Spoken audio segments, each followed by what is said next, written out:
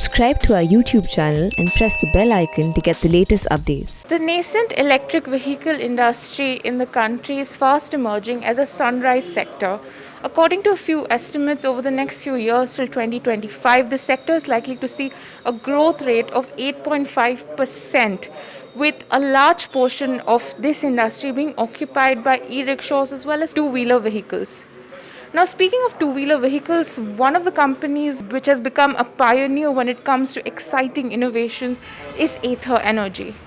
I'm currently standing at Ather Energy's Experience Center in Indiranagar, Bengaluru, to know more about the products that they have to offer. It is an indubitable fact that the automobile industry in India is at the cusp of an EV revolution.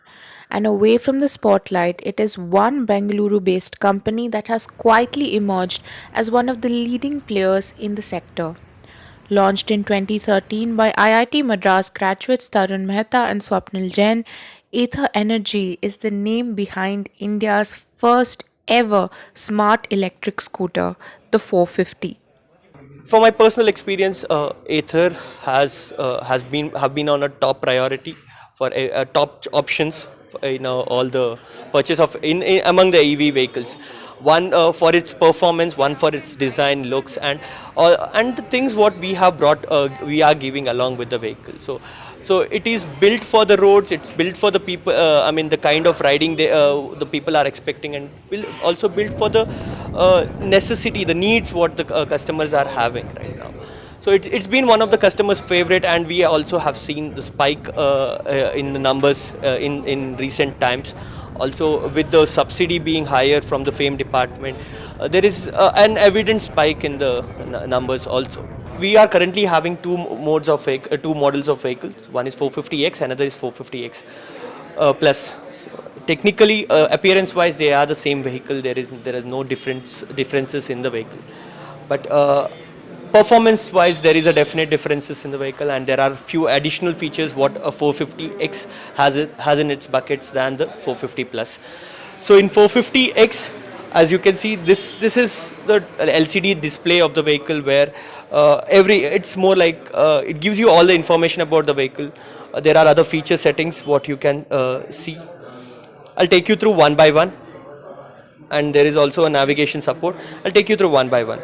So in the home screen, you can see the charge percentage of the vehicle, the estimated range that it can travel.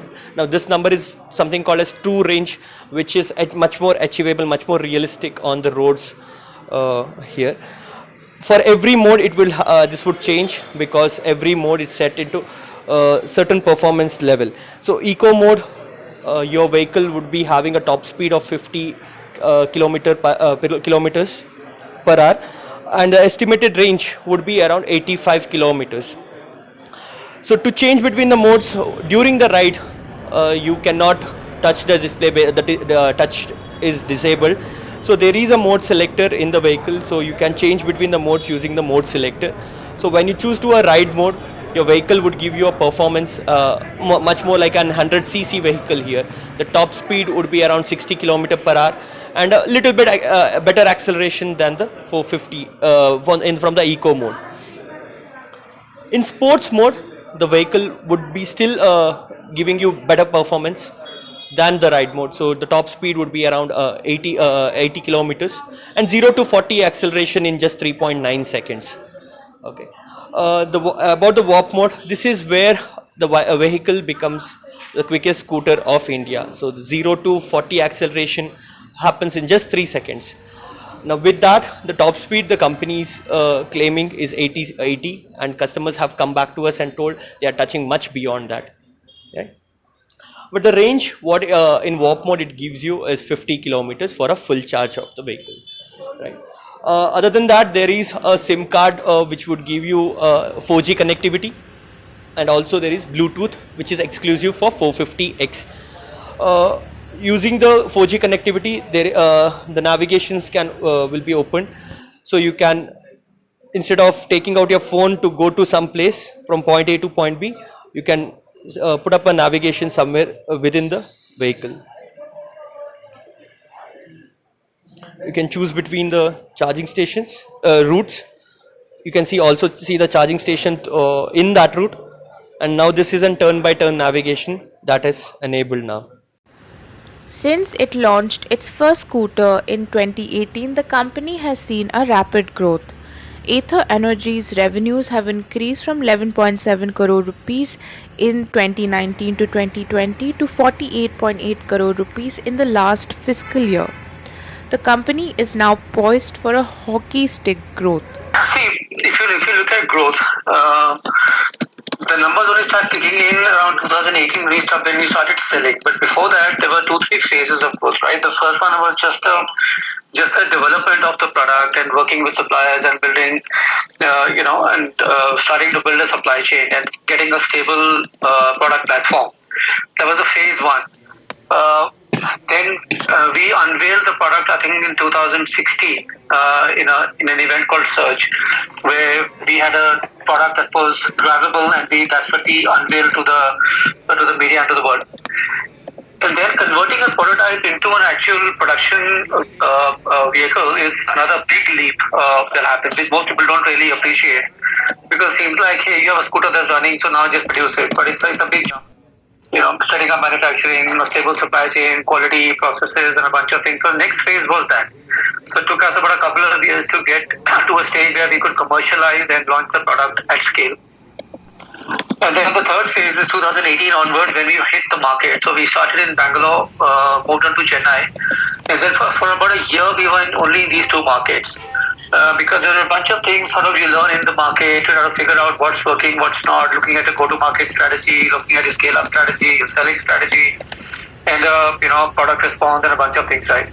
So only when we got a good understanding of that, so we nailed the product, we nailed the engineering and supply chain issues, we nailed the product issues, and we got a good working model from a go-to-market perspective, is when we started scaling up, and when we launched the 450X last year. Unfortunately, as we were going to hit the market, COVID hit us, so we lost 3 to 4 months. But meanwhile, we took the opportunity of the lockdown to transition to a new, much bigger factory. So we used to be in Whitefield earlier in Bangalore. Now we're in Hosur, up the capacity by about 3.5 to 4 times. And from a growth perspective, I think the markers of growth, the fact that we built a capacity which is 4x of what we had. We used to be in 2 markets for the longest time. We already in about 14 markets that we are selling. End of this financial year, we'll be in about 40 to 45 markets. In the next year, adding about 50 on top of that. So these are just markers that the business is growing at a really rapid pace. We planned for that, and the developments of the last couple of months in terms of subsidy, etc., have further accelerated the growth, right? So right now we are on a very strong growth path. But Ather's road to prominence has not been as smooth. In a telephonic conversation with the Print, founder Tarun Mehta said that the turn to positive unit economics, which is the point at which each scooter itself was no longer costing the firm any money, had been a very, very difficult one. In fact, he said it was a struggle which almost broke the company. Now, when we chart out Ather's journey against India's automobile industry, we would find that its struggles and triumphs are almost analogous to the country's EV sector. While the Society of Manufacturers of Electric Vehicles has noted a 612% jump in the sale of two-wheeler and four-wheeler EVs between FY16 and FY21, the industry continues to be plagued by a series of challenges. These include the lack of manufacturers producing at scale, a high dependence on imports for parts, and a constricted number of banks are willing to offer loans to EV companies. However, last week, when Ola's EV venture received 1 lakh booking request within 24 hours of announcing its electric scooter, it became clear as day that the future is electric. From Bengaluru, Karnataka, this is Angana Chakrabarti reporting for The Print.